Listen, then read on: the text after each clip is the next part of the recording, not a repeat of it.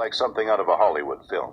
The life of one of the most well-known and by far the most powerful arms traffickers is similar to a movie itself. Viktor Anatolievich Bout, aka the Merchant of Death, has been involved in many illegal activities that involve smuggling of guns, the assassination of Americans, acquisition, employment of anti-aircraft missiles, and money laundering, among many others. Watch the video till the end and we'll tell you everything you need to know about Viktor Bout. The beginning. Born on January 13, 1967, Viktor Bout graduated from Moscow's Military Institute of Foreign Languages. Being fluent in 6 languages that included Russian, Portuguese, English, French, Arabic, and Persian resulted in him being hired as a Soviet military interpreter. The former Cold War warrior rose to prominence as the most renowned gunrunner of the post-Cold War era. Following the disintegration of the former Soviet Union, Bout's Air Force Regiment was disbanded and he began his business in Afghanistan. Bout had access to something that a lot of people sought at that time: military-grade weapons. As the Cold War ended, a vast amount of excess weapons and spare equipment was dumped on the private market, typically at extremely low costs. Bout had the ability to transport not only small weaponry but also large military systems to practically any location on the planet, and his network of friends, which included former U.S. military personnel, Russian officials, African heads of state, and organized criminal leaders, provided him with a long list of customers and vendors. After leaving his services in the Soviet Army with the rank of lieutenant colonel in 1991, Bout started an air freight company by the name of Air SES. Following the Soviet Union's demise, the company was flying 4 Antonov AN-8 planes in Angola. Bout's enterprises lawfully delivered flowers, frozen chicken, UN peacekeepers, French soldiers, and African heads of state to the French government, the United Nations, and the United States. The perfect cover. He oversaw a business that employed 300 people and owned and operated 40 to 60 planes, including the world's largest private fleet of Antonov freight planes. Bout made it nearly impossible to track his activities because of his network of different companies. He was very cautious, and to avoid being directly linked to criminal activities, he even leased his planes to other people and companies. In order to show the company's positive image, Bout's companies assisted the logistics of Operation Restore Hope, the U.S.-led military famine relief effort in Somalia in 1993, by shipping vegetables and crayfish from South Africa to Europe, transporting UN peacekeepers from Pakistan to East Timor. Moreover, Bout looked into agricultural and telecommunications investment potential and expressed interest in helping national park conservation in the Democratic Republic of the Congo. Bout began partnering with Syrian-born Richard Chichakli in 1993, and Chichakli was hired as the commercial manager of Sharjah International Airport's new free trade zone in the United Arab Emirates in 1995. Bout began exploiting the UAE's free trade zone, and the U.S. dubbed Chichakli Bout's finance manager. Bout is also said to have been involved in armament deals during the Yugoslav wars, particularly with Bosnian government forces, during the country's rebellion against the Milosevic regime. One of his most famous contacts from the Federation of Bosnia and Herzegovina was the former Deputy Prime Minister and Defense Minister Hasan Cengic. They first met each other during their time in Tehran in the 1990s. The Opportunist. In 1995, a Russian plane was captured by the Taliban and Bout was involved in negotiations for the release of the detained crew in Kandahar, but they were unsuccessful.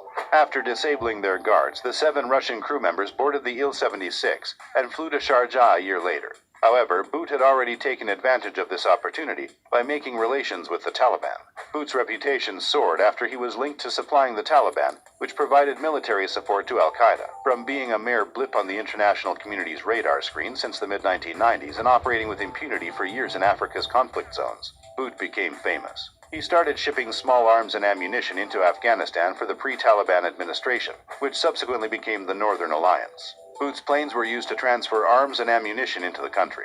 However, Bout consistently denied having any ties to al-Qaeda or the Taliban.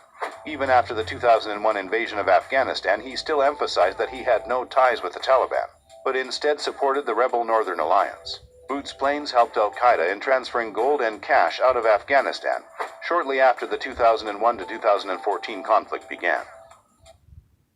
Moved his business operations to southern Africa after leaving Belgium in 1997. Bout allegedly utilized his knowledge to increase the arms trade in the country. He was able to deliver the requisite capacity almost instantly thanks to his numerous contacts in the ex-Soviet Air Force, and in exchange he was able to make use of the established channels and contacts in the southern African region. Bout had a $3 million home in Johannesburg's affluent Sandhurst neighborhood that could easily have been mistaken for a prison while he was there. The property was encircled by 5-meter-high walls with electrified fences on top. The grounds were monitored by armed guards with machine guns and dogs, and daily security costs exceeded what most South Africans earn in a year. The complex, however, was not a prison. There were 2 swimming pools, a beautiful guest house, cascading ponds, and a number of tropical plants encircling the main home within the boundaries of the leisure class. Between 1996 and 1998, Bulgarian arms manufacturing companies started making headlines for exporting large quantities of various types of weapons on the basis of forged certificates from Togo, and with the help of Viktor Bout's company Air Ses, which was the main transporter of these weapons from Burgas Airport in Bulgaria.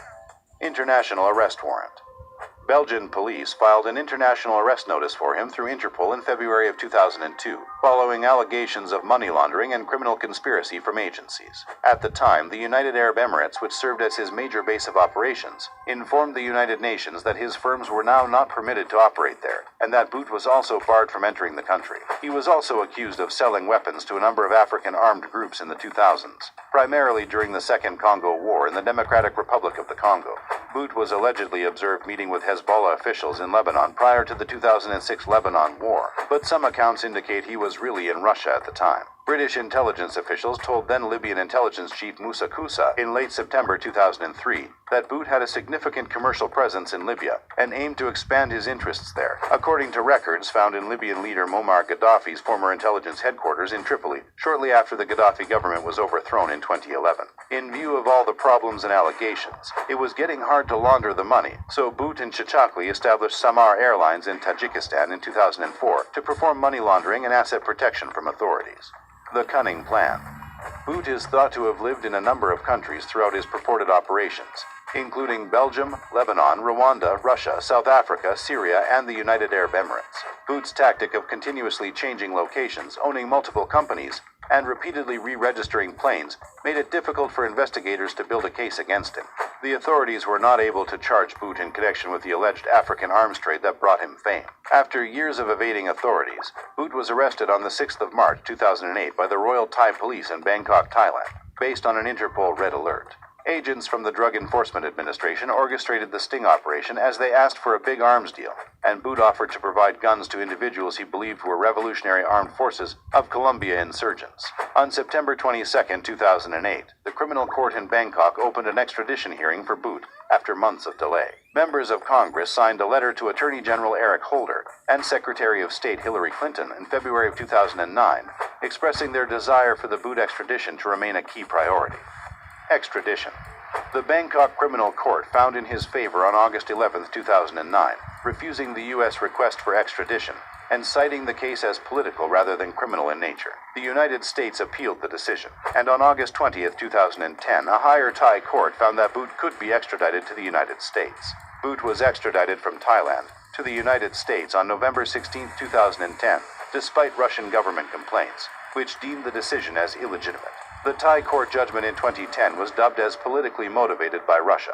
The country's foreign ministry made steps to prevent Bout from being extradited to the United States. Sergei Lavrov, Russia's foreign minister, suggested Bout was innocent. Russian President Dmitry Medvedev's advisor, Sergei Prokhodko, stated on November 18, 2010, immediately after Bout's extradition to the United States, that Russia has nothing to hide in Bout's criminal case.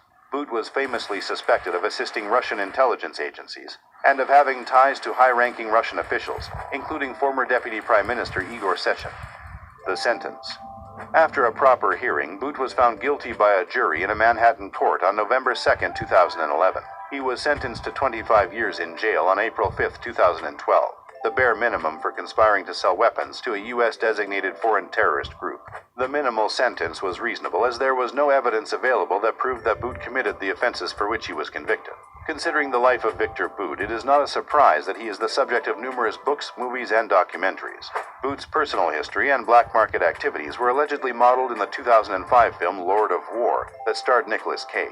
Bout was also the subject of a book written by Stephen Braun and Douglas Farah in 2007 called Merchant of Death, Money, Guns, Planes, and the Man Who Makes War Possible. Bout is also a part of Nick Cochan's 2005 book, which is titled Merchant of Death. The notorious Mr. Bout was also the center of attention in a documentary by Market Road Films, directed by Tony Gerber, that had its world premiere at the 2014 Sundance Film Festival. We hope you enjoyed the content of our video. If you did, make sure to hit that like button and don't forget to subscribe to our channel to watch more of these amazing